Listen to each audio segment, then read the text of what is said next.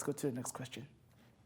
All right, so this is question 6. Is the question that is based on financial mathematics. Is 6.1, reads as follows.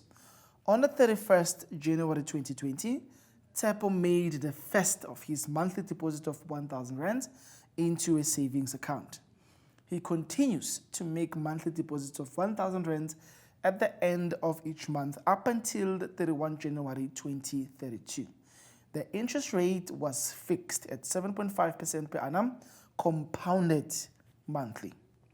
6.1.1, what will the investment be worth immediately after the last deposit? Okay, so this question is a question that actually requires us to use the concept of annuities. How do I know this? Well, first of all, we are told that Tsepo is making this deposit on a monthly basis.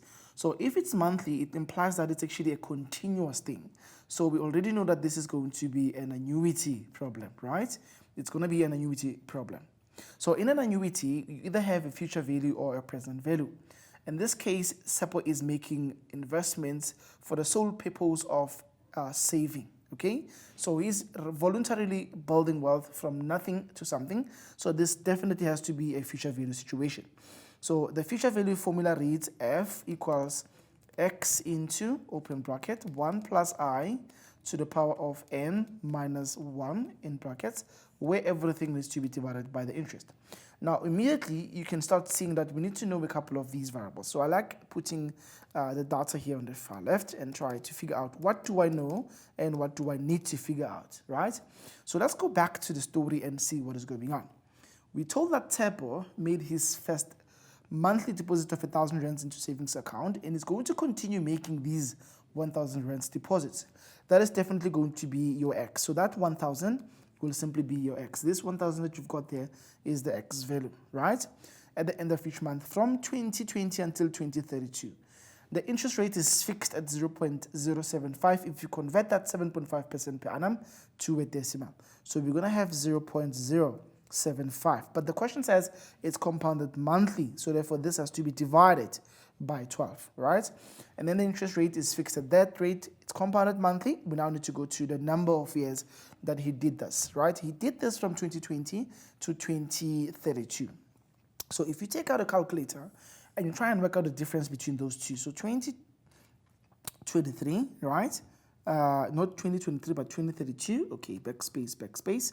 2032 minus 2020. How many years does this give you? It gives us 12 years, right? So we know that he did this for 12 years, right? Let's put the 12 year. And these 12 years have to be converted to months, so we have to multiply by 12, okay? But there's something very important that I want you to pay attention to. According to the way we work with annuities, you need to work with the timeline. It helps you to see and visualize what is going on. Normally, the way annuities work is from time T0, an agreement is made. But the first payment is not made until the end of the first period, which means our first deposit was supposed to be here, right? And then the second deposit is going to be made at time T2, and the third one at time T3. And these deposits are going to be made all the way until Tn. So you're going to have to make T deposits, those deposits, until you get to the last period, the Tn. That is where the last deposit is made. So you make this final deposit, and then you immediately collect everything that you've raised until that point, okay? Very important. Now, why am I saying this? I want you to notice that we need to have a gap here, all right, between the time you agree that you want to make this deposit and the time you make the first payment. If a person makes a payment in the beginning, then it means we've got an extra payment that is made, okay? Please keep that in mind. Now, in our question, that's actually what is happening. On the 31st of January, 2020, Tsepo made his first payment. So this actually means he made the first payment immediately, all right? If they said on the 31st of Jan, he went to the bank and they had an agreement that he's going to make these deposits. But his first deposit was in a month's time. Then it was going to be a normal annuity with no shenanigans going on. But in this case, he goes there on the 31st, right, of January and makes an immediate payment. When you're counting, your one is not where you are. If I say stand up and count 10 steps, you're not going to say one where you are. Your one is in front. But if he makes his first step where he is, which is his first deposit, that means he's got an extra payment that he made. So according to this question, the 31st of Jan is when he made his first deposit. That means we're not only having 12 times 12 payments, but we're having 12 times 12 payments plus an extra 1 payment because he made his deposit immediately on the 31st of January. Okay. So that 12 times 12 is 144 plus 1, we're getting a value of 145. Okay, so let's come back and substitute here. Our X value is 1,000 rand. This guy is depositing 1,000, right? And then we've got 1 plus the interest, which is 0.075. That has to be divided by 12. Everything has to be raised to the number of deposits he's going to make. He's making 145 payments minus 1, where everything has to be divided by 0.075 divided by 12. Then we just have to work out what the value of this is going to be. Okay, let's just try and find what the answer is to this particular problem. So let's do the substitution. The substitution is going to be a fraction, and then you insert 1,000 on top. We've got 1,000 rands, open bracket, open another bracket. Then you've got 1 plus the interest. You have to open a fraction here, 0.075, okay, which is 7.5%, and then divided by 12 because they said compounded monthly.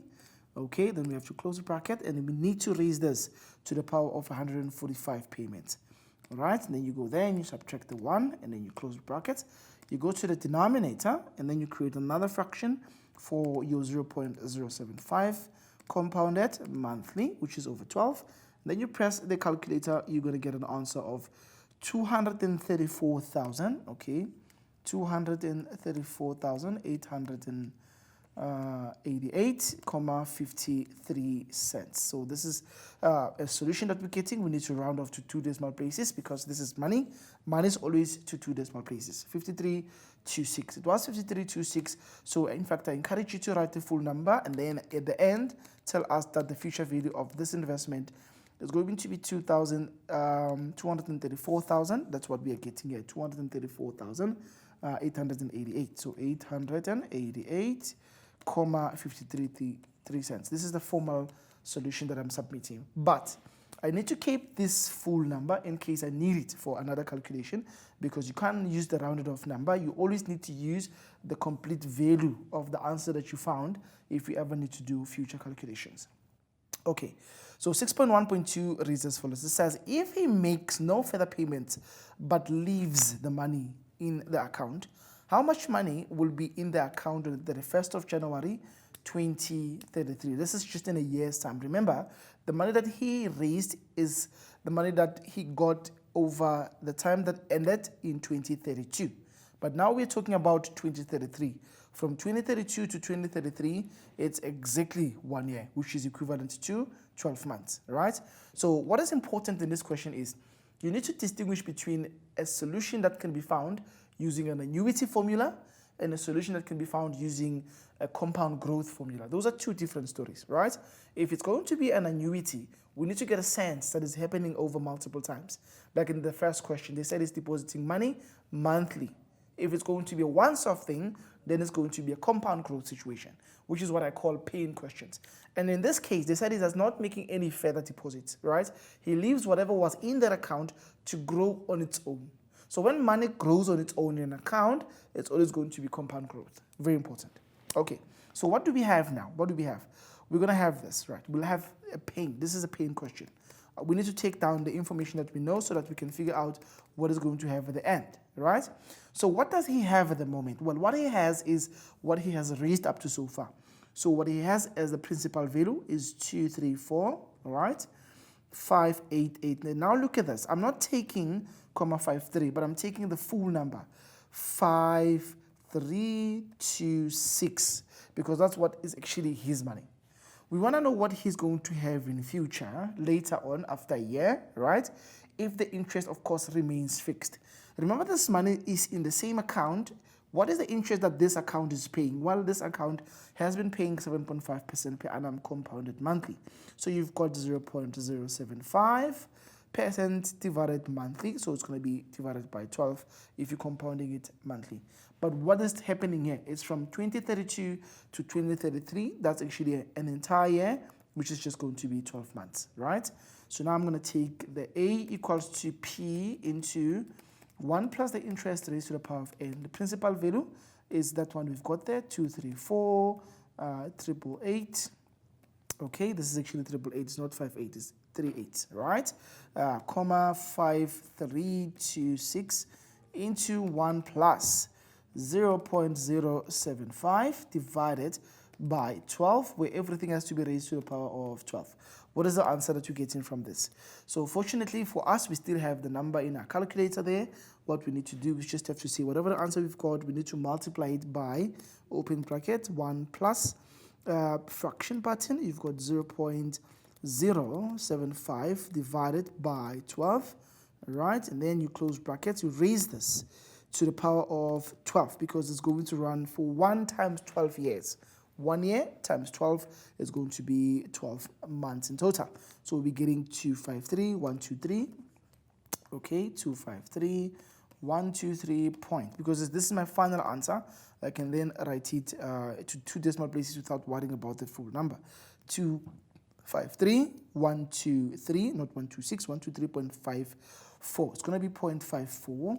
Okay, and then be careful with your digits. The last digit that we've got there is 123, not 126. So make sure that you copy these answers correctly. It's going to be 123. So it ends up with 253,123.54.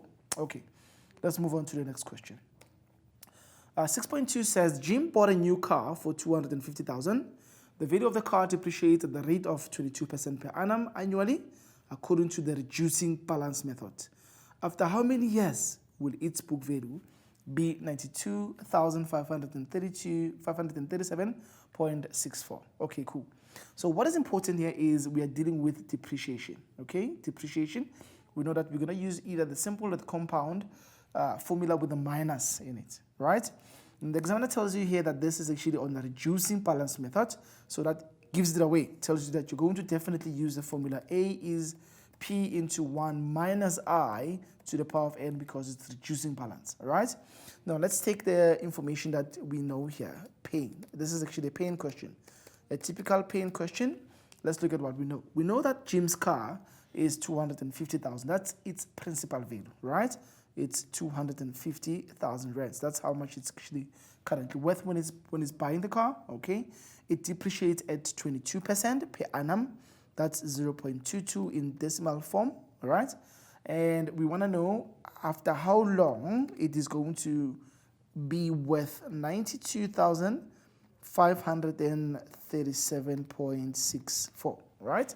Okay, cool. So this is what we have. Now, there's different people who prefer doing this thing differently. You might want to substitute the values that you're looking at and try to solve for the value of n.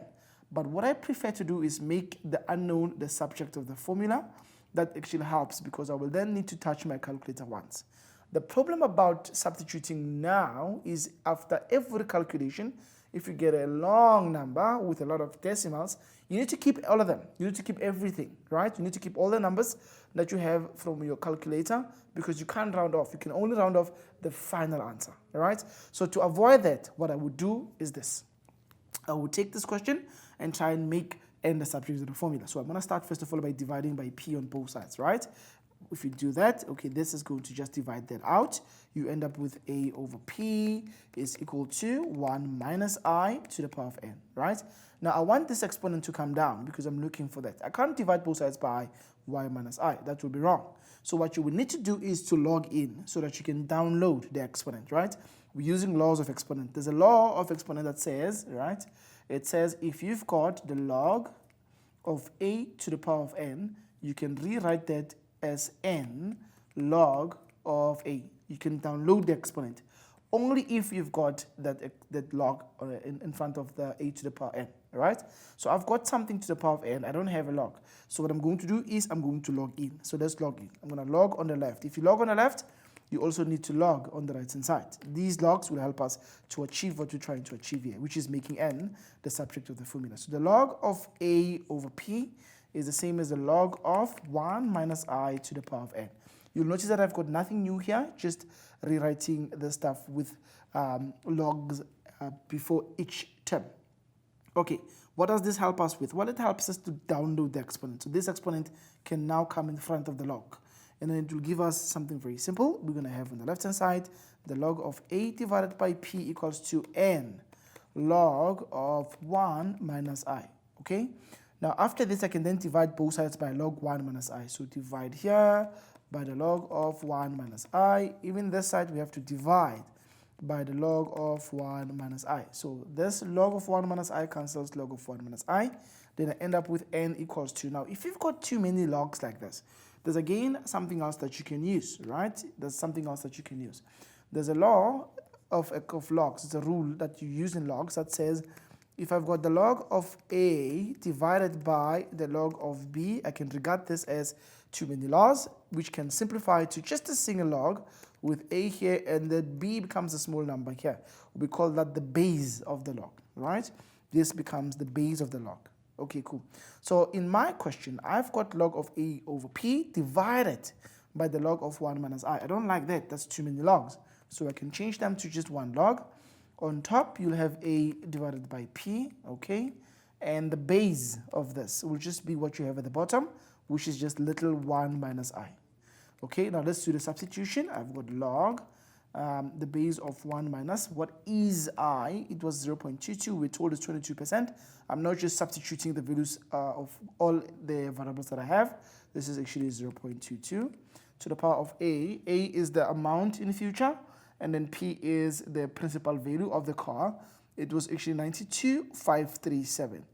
92,537, okay, 92,537, comma something, 537,537,64, 92,537,64, This is the amount in future divided by the principal amount, which is 250,000 rands, right?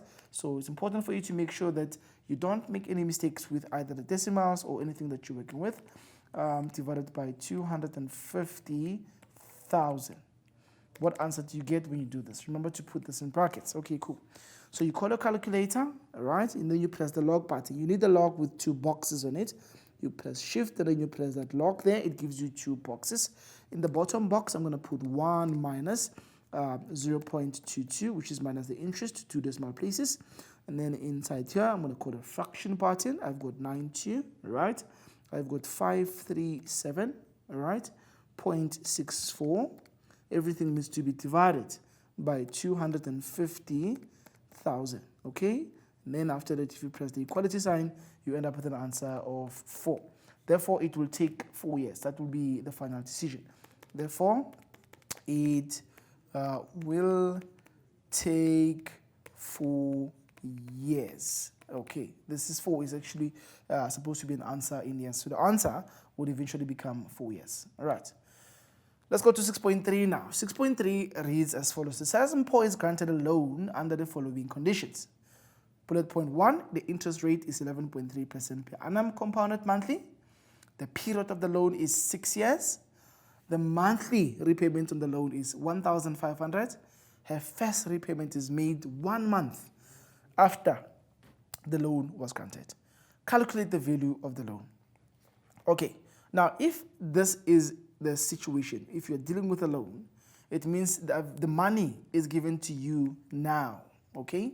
We give you the money now. That implies that the money is available at the present moment, okay? So this implies we are going to work with the present value formula. It's an annuity. How do I know that? Well, it's working on a monthly basis. We're going to make monthly repayments. The present value formula is always what you use when you start with something, right? You start with something big, okay? And you're trying to decrease it until it becomes a 0, right? So you start with like a lump sum of money that you owe. You're paying it off, you're paying it off, you're paying it off until you've got nothing. So if you start with something, you're going to end up with nothing. It'll always be the present value formula. So all loans work like that, right? As long as there's somebody owing somebody else and there's repayments going on where one person must repay the other until the debt is 0, it means they started with a lump sum.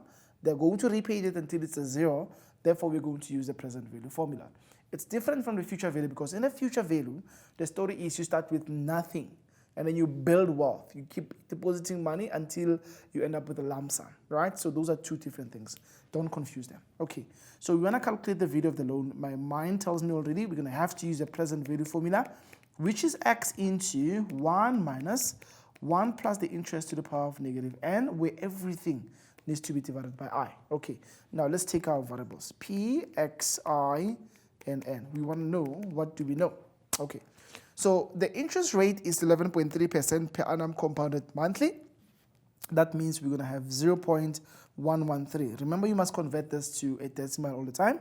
Compounded monthly means over 12. Okay, that's the first bullet point. Bullet point 2 says the period of the loan is 6 years. So we've got to do this for 6 years. Then that has to be multiplied by 12 because we're making payments on a monthly basis. They did mention it's compounded monthly. All right. Now the monthly repayment on the loan is 1.5. That makes X to be 1,500. Okay. Her first repayment is made in 1 month after the loan was granted. This is very important. Why? Because it means this is actually a normal annuity situation.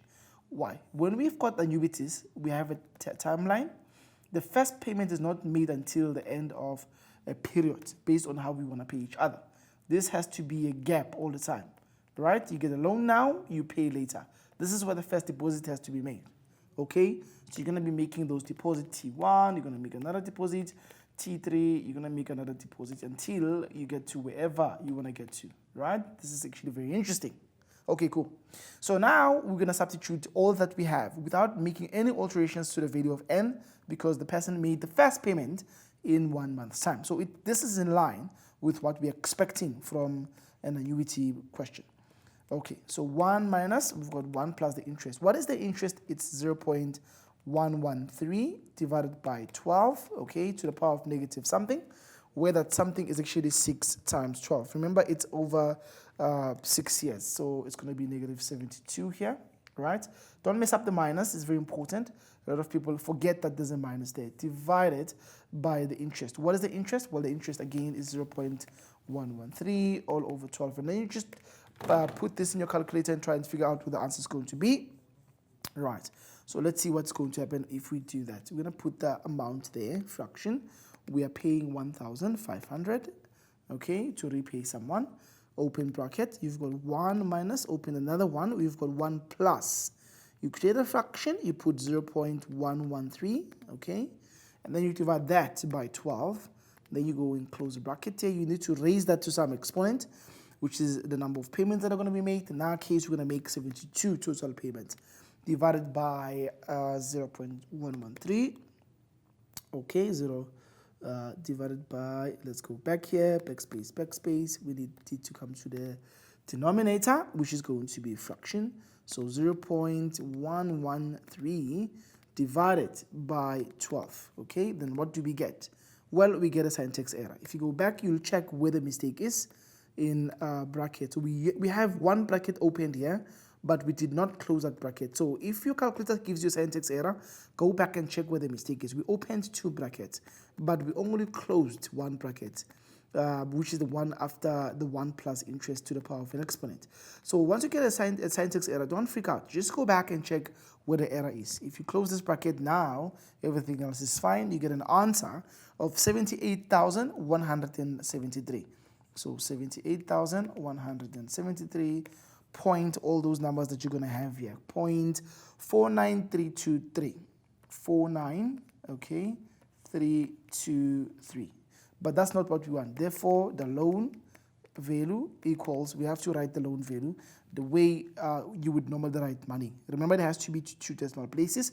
So it's going to be 78173.49, okay? So it's going to be 78,173 rands, comma, 49 cents. That's the amount of the loan. Okay. Now, 3.2 says, how much interest will Mpho pay in total over the first 5 years? Okay.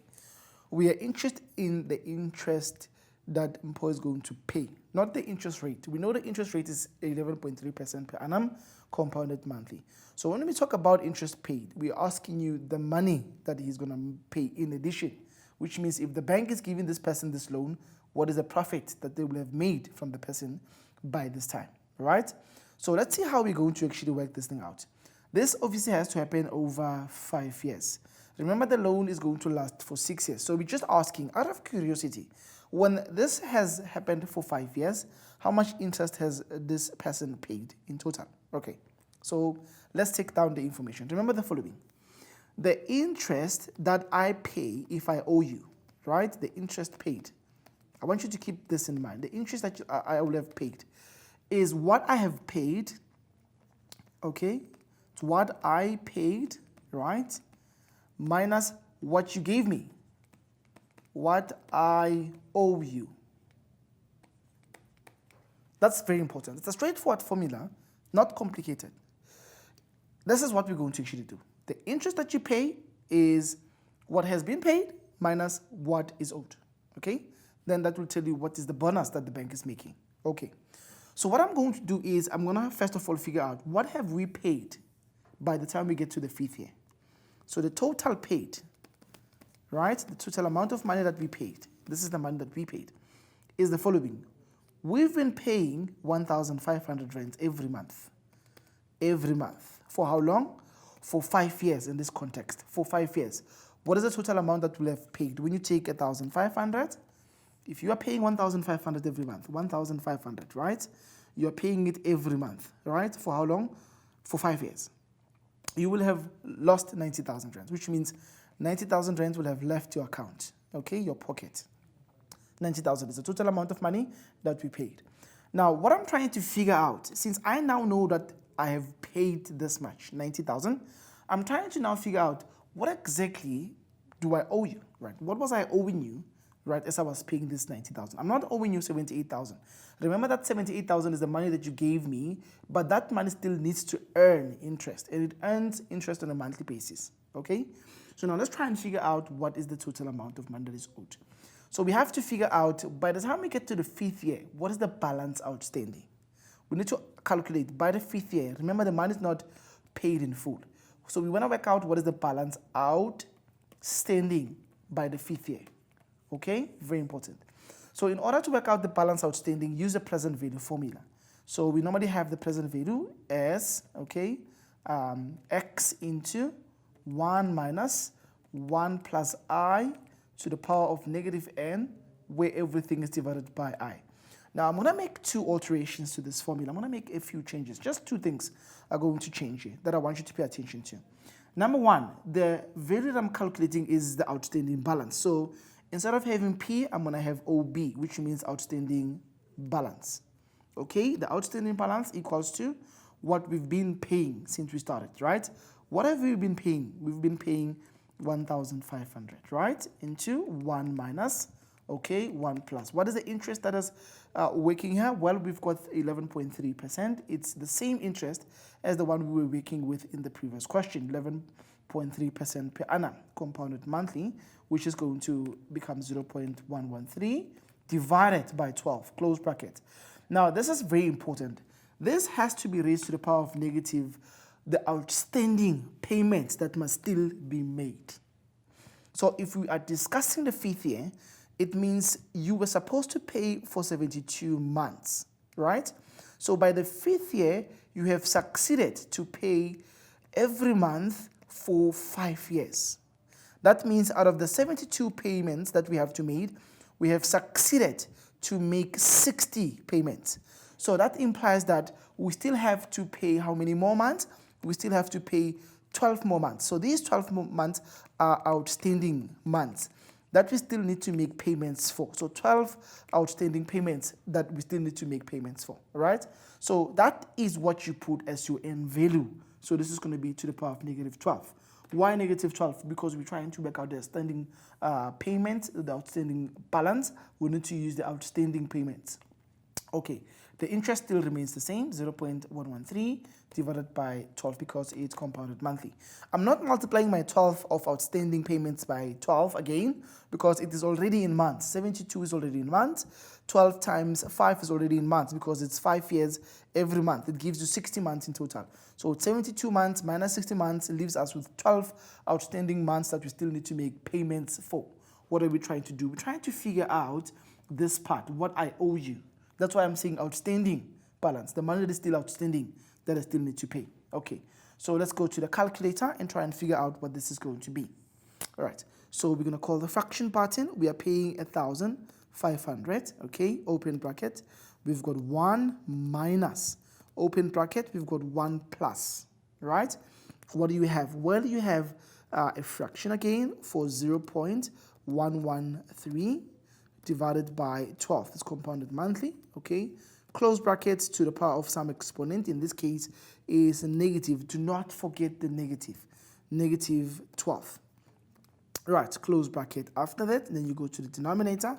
You've got 0.113 divided by 12. Because it's compounded monthly, we can then try and figure out what the solution is going to eventually be. When you plus the equal to sign, you get 16,945.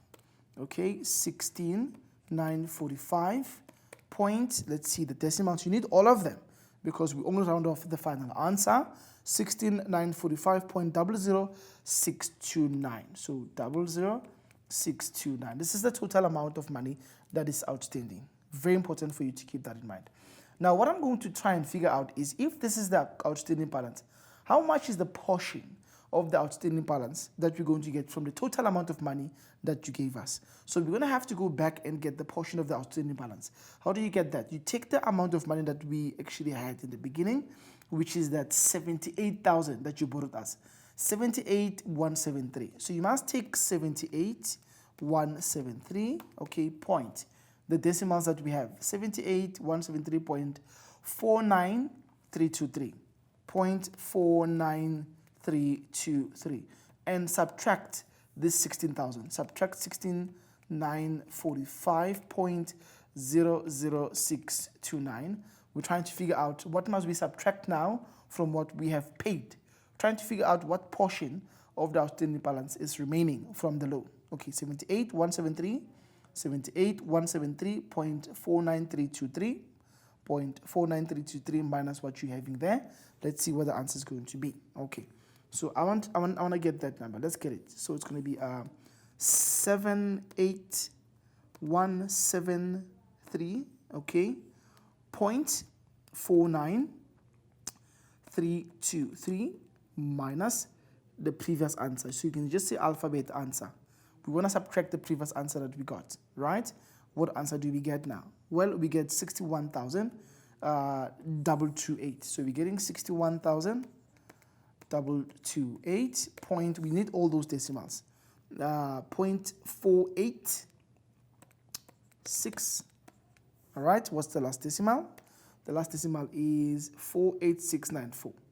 All right. This is the total amount that we actually have to subtract from our 90,000. So we're going to go back and take the 90,000 and subtract this amount that we have here. Therefore, the interest that the bank is making, or whoever the person giving the money out is adding, the interest paid by Mpo will be 90,000. We got 90,000 as the total amount of money that left her account minus this 61,228.48694. Right? What do you end up with as the final answer? Well, you call your calculator again. You're going to say 90,000. Subtract the answer we just called alphabet answer. What we get is 28,771. So we get 28,771 point. We can round it off now to 2 decimal places because this is our final answer and we're dealing with money. So you'll see that it's 28,771.51. So it gives us 0.51 at the end as the solution to the total amount of money that she will have paid as interest. A very nice question. I hope it has helped you to understand how loans work. It's a very simple question indeed. I think it makes sense in terms of trying to get you to understand how you would work out the amount of money that a person will pay as interest.